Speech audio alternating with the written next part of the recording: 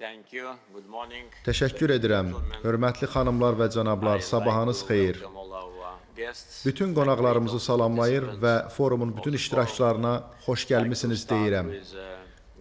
İlk növbədə Nizami Gəncəvi Beynəlxalq Mərkəzinə, onun həmsədrləri xanım Viki Fraybergaya və cənab Serageldinə, idarə heyətinin üzvlərinə, həmçinin mərkəzin bütün kollektivinə bu illər ərzində nümayiş etdirdikləri yüksək səviyyəli fəaliyyətə görə minnətdarlığımı bildirmək istərdim.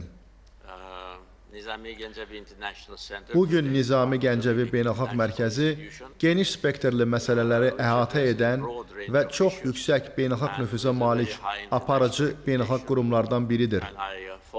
Mərkəzin fəaliyyətini il ərzində diqqətlə izləyirəm. Bir qlobal forumdan digərinə keçərkən görürəm ki, fəaliyyət sahəsi getdikcə genişlənir.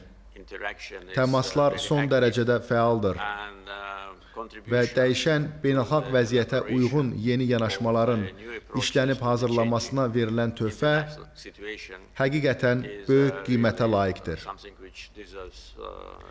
Qlobal Bakı forumuna gəldikdə isə bu çox nüfuzlu beynəlxalq tədbirdir. Deyərdim ki, qlobal miqyasda bu forum əsas beynəlxalq forumlarla eyni səviyyədədir.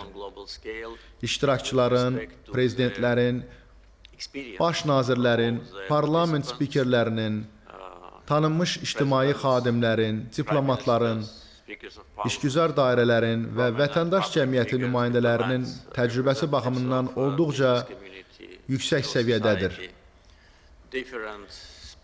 Həyatımızın müxtəlif sahələrini əhatə edənlər bir araya gələrək fikir mübadiləsi aparır və təcrübə paylaşırlar. Qeyd etdiyim kimi, xalqların həyatını daha yaxşı və daha təhlükəsiz etmək üçün ideyalar irəli sürürlər. Bu ilki forumun gündəliyi çox genişdir. Forum bir çox məsələləri əhatə edir. Lakin əminəm ki, müzakirələr zamanı xüsusi diqqət bölgəmizdəki və dünyadakı mövcud vəziyyətə yönələcək. Zənnimcə, indi heç vaxt olmadığı qədər aydındır ki, təhlükəsizlik, sabitlik və müdafiə məsələləri hər bir ölkənin gündəliyində bir nömrəli prioritet olmalıdır. Çünki bunlar olmadan qalan bütün məsələlər tamamilə mənasızdır. Öz inkişafı uğrunda illər, 10 illiklər ərzində səy göstərmiş ölkələr indi ciddi risklərlə üzləşirlər. Təhlükəsizlik və sabitlik əsas amillərdir və biz səylərimizi məhz bu istiqamətdə birləşdirməliyik.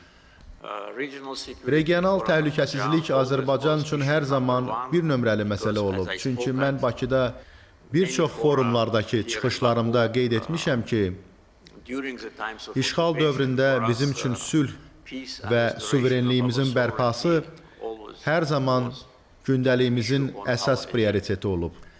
Xoşbəxtlikdən biz artıq sülh şəraitində yaşayırıq. Hələlik cəmi 7 aydır.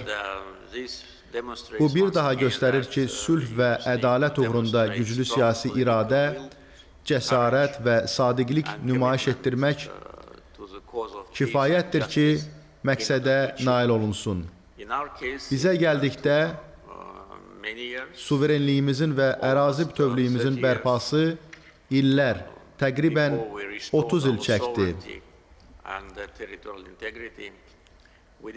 Bunu BMT nizamnaməsi, onun 51-ci maddəsində nəzərdə tutulmuş özünü müdafiə hüququ çərçivəsində həyata keçirdik. Biz işğal olmuş əraziləri güc vasitəsilə azad etdik və sülhə siyasi yollarla nail olduq. Beləliklə, biz dünya miqyasında nadir bir təcrübəyə malikik. Milyonlarla insanın etnik təmizləməyə məruz qaldığı işğal şəraitində yaşamaq təcrübəsi. Təqribən 30 il ərzində ərazimizin təxminən 20%-i işğal altında olmuşdur.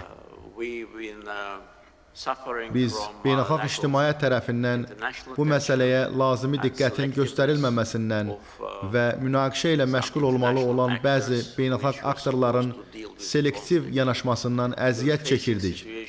Təxminən 30 il ərzində BMT Təhlükəsizlik Şurasının Ermənistan silahlı qüvvələrinin ərazilərimizdən çıxarılmasını tələb edən qətnamələri yalnız kağız üzərində qalırdı.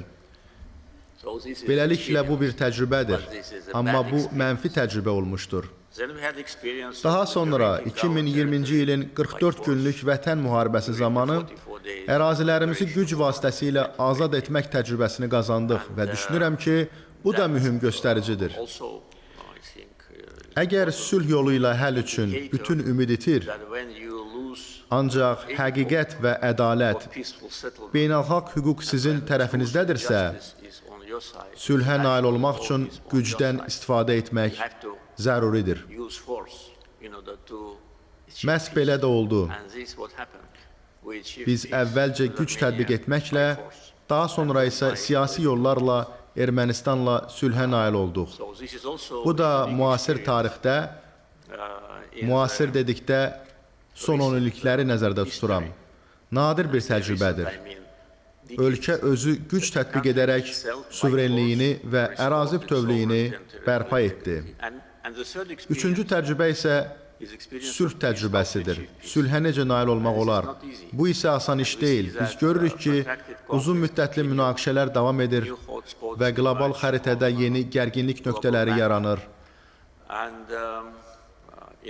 Azərbaycan və Ermənistan arasında sülhün bərqərar olması da nadir bir vəziyyətdir. 2023-cü ilin sentyabrında baş verən son qanlı toqquşmadan 2025-ci ilin avqustunda sülhün əldə edilməsinə qədər müddət 2 ildən az çəkdi. Hesab edirəm ki, bu normallaşmanın görünməmiş sürətidir və güclü siyasi iradənin mövcudluğu və düşmənçiliyin əbədiyyətə qədər davam edə bilməyəcəyinin, müharibənin sona çatmalı olduğunun dərk edilməsi sayəsində mümkün oldu. Bu, iki ölkə tərəfindən verilmiş bir qərar idi və indi biz qeyd etdiyim kimi 7 aydır sülh şəraitində yaşayırıq. Biz artıq sülhün üstünlüklərini görürük. Mən bunu dəfələrlə demişəm və bir daha təkrar edəcəm. Sülhdən daha yaxşı heç nə yoxdur. Zənnimcə dünyada hazırda baş verənlər, yeni gərginlik nöqtələrinin yaranması və uzun müddətli mövcud münaqişələr beynəlxalq davranış strukturuna təhdid təşkil edir. Bu, həmçinin beynəlxalq hüquqa təhdiddir. Beynəlxalq hüquqa və normalara hörmət edilməyəndə və beynəlxalq təşkilatların qətnamələri nəzərə alınmayanda ölkələrin ərazi bütövlüyü pozulur. İşğala, etnik təmizləməyə və soyqırımına məruz qalmış, suverenliyini, ərazi bütövlüyünü və layiəqətini güc tətbiqi ilə bərpa etmiş, daha sonra isə o zaman məğlub olmuş düşmənə sülh təklif etmiş ölkə olmağımız, hesab edirəm ki, bu, beynəlxalq ictimaiyyətlə paylaşa biləcəyimiz nadir bir təcrübədir.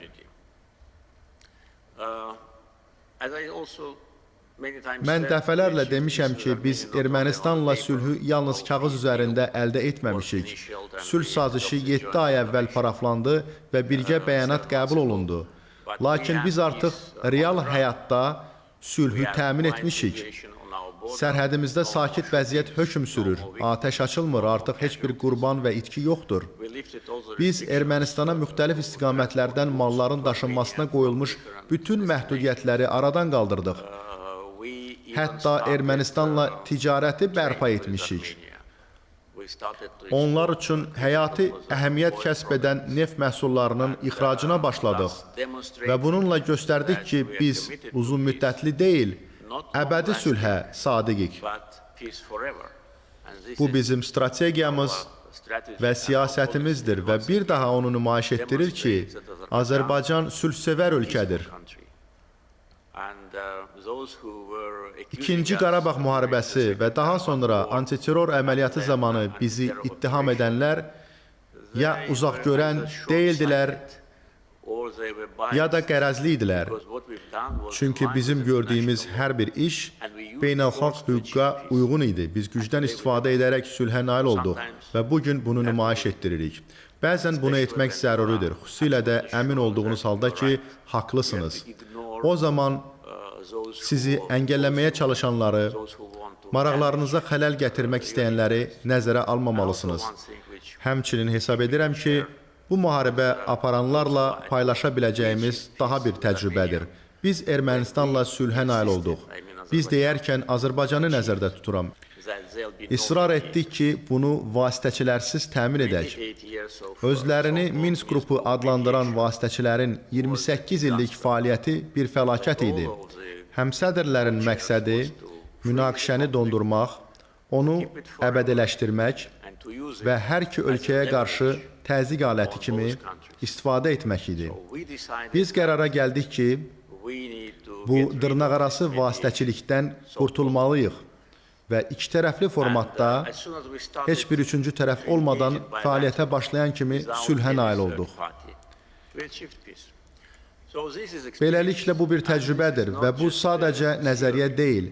Bu bizim yaşadığımız, indi isə şahid olduğumuz bir reallıqdır. Hesab edirəm ki, mövcud münaqişələrin həlli istiqamətində çalışarkən bu məsələ mütləq nəzərə alınacaq. Xüsusilə indi paylaşa biləcəyimiz digər vacib bir təcrübə enerji təhlükəsizliyidir, hansı ki, hazırda müəyyən dərəcədə pozucu təsir göstərir. Biz görürük ki, neft və qaz qiymətlərinin kəskin yüksəlişi yalnız istehlakçılar üçün deyil, geniş mənada bir çox problemlər yaradır. Kimsə düşünürsə ki, bu tarazlaşdırılmamış qiymət neft istehsalçıları və ixracatçıları üçün faydalıdır. Bu yanlışdır. Çünki bir çox ölkələrin neft və digər faydalı yanacaq istehsal və ixrac edən ölkələrin suveren fondları var. Və bu fondlar müxtəlif maliyyə alətlərinə, o cümlədən istiqrazlara investisiya qoyurlar. Birjalar çökdükdə isə bu ölkələr yüksək neft qiymətindən qazandıqlarından daha çox itkiyə məruz qalırlar. Buna görə də biz OPEC Plus formatının məsuliyyətli üzvü olaraq tarazlı və proqnozlaşdırıla bilən neft qiymətinin tərəfdarıyıq. Ortaq həllin tapılmasına böyük səylər göstərmişik və OPEC Plus-dakı vasitəçilik fəaliyyətimiz yüksək qiymətləndirilir. Bugün enerji təhlükəsizliyi ölkələrin milli təhlükəsizliyinin ayrılmaz hissəsi olaraq əvvəllər heç vaxt olmadığı qədər önəm daşıyır. Azərbaycan bütün enerji segmentlərinin neft, qaz, neft məhsulları, neft kimya məhsulları və elektrik enerjisinin istehsalı və ixracı ilə məşğuldur. Bazarda tələb və tədarük coğrafiyasının genişlənməsi ilə bağlı biz ixracımızı, xüsusilə təbii qaz və elektrik enerjisinin ixracını artırmağı planlaşdırırıq. Keçən il, düz bir il əvvəl görüşdüyümüz zaman bizdən qaz alan ölkələrin sayı 12 idi. Bu il ərzində bu göstərici 16-ya yüksəldi və onların hamısı Azərbaycandan qazı boru kəmərləri vasitəsilə alır. Beləliklə, boru kəmərləri vasitəsilə təbii qaz ixracatçısı kimi ölkələrin coğrafi əhatəsinə görə Azərbaycan dünyada birinci yerdədir. İxrac həcmi artmaqda davam edir və artacaq. Bu isə bir çox ölkə üçün enerji təhlükəsizliyi baxımından mühüm amildir. Azərbaycan beynəlxalq bazara etibarlı neft təchizatçısı kimi enerji təhlükəsizliyinə töhfəsini verməyə davam edəcək.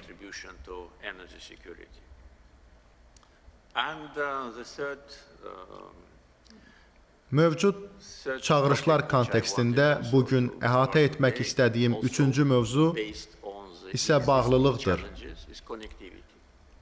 Biz görürük ki, münaqişələr ənənəvi nəqliyyat marşrutlarının pozulmasına səbəb olur və bu, həm insanlar, həm ölkələr, həm iqtisadiyyat, həm də tədarük zəncirləri üçün böyük çətinliklər yaradır.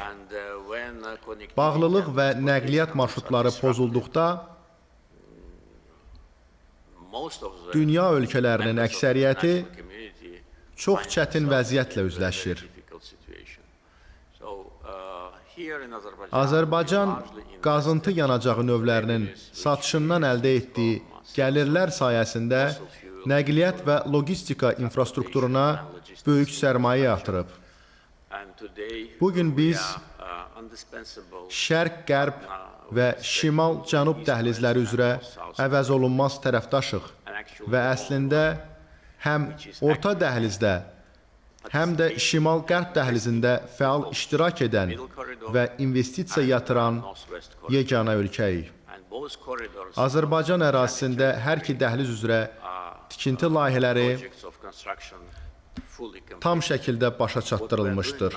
İndi isə biz mövcud dəhlizlərin yük aşırma qabiliyyətinin artırılmasına əlavə vəsait yatırırıq. Çünki Azərbaycan ərazisindən istifadəyə tələbat artır. Biz bir çox ölkələr, həm Azərbaycanın şərqində, həm də qərbində yerləşən ölkələrin mühüm tranzit ehtiyaclarını təmin edirik. Hazırda isə Ermənistanla sülh əldə edildikdən sonra orta dəhlizin yeni istiqaməti üzərində yaxından işləyirik. Bu istiqamət Ermənistan ərazisindən keçəcək. Ermənistan isə bugün belə olmadığı halda müstəqil tarixində ilk dəfə tranzit ölkəsi olacaq. Bu isə bizə Azərbaycanın iki hissəsini, əsas hissəsi və Naxçıvan Muxtar Respublikasını davamlı nəqliyyat, enerji, optik kabel və elektrik xətləri, həmçinin potensial olaraq boru kəmərləri vasitəsilə birləşdirməyə imkan verəcək. Beləliklə, bu bizim üçün, yəni ümumilikdə hamı üçün qarşılıqlı uduşlu vəziyyət yaradacaq. Bu yeni fürsətdən həqiqətən yararlanmaq olar, çünki biz Azərbaycanın iki hissəsini nəqliyyat infrastrukturu ilə birləşdirəcəyik. Artıq qeyd etdiyim kimi yeni istiqamət yaradacağıq. Bu isə bir çox ölkə üçün faydalı olacaq. Vaxtınızı çox almamaq üçün çıxışımı burada yekunlaşdıracağam. Yalnız təcrübəmizin olduğu məsələlərə və bugün beynəlxalq gündəmin bir nömrəli mövzularına toxunmaq istədim. Son olaraq, Nizami Gəncəvi Beynəlxalq Mərkəzi ilə əməkdaşlığımıza qayıdaraq, bir daha onları təbrik etmək və COP29-un uğurlu keçirilməsinə verdikləri töhfəyə görə minnətdarlığımı bildirmək istərdim. Nizami Gəncəvi Beynəlxalq Mərkəzi ondan çox panel müzakirəsi təşkil etmiş, çoxsaylı müzakirələrdə iştirak etmiş və COP29 uğruna fəal töhfə vermişdir. Bu il biz daha bir vacib qlobal beynəlxalq tədbir, Ümumdünya Şəhərsalma Forumuna ev sahibliyi edəcəyik. Nizami Gəncəvi Beynəlxalq Mərkəzinin idarə heyətini və bütün kollektivini forumda fəal iştiraka dəvət edirəm. Ümid edirəm ki, bir neçə aydan sonra Bakıda sizlərlə görüşüb, dünyada sülh, sabitlik və təhlükəsizliyin təmin edilməsi kimi ortaq məqsədimizə dair müzakirələrimizi davam etdirəcəyik. Diqqətinizə görə təşəkkür edirəm.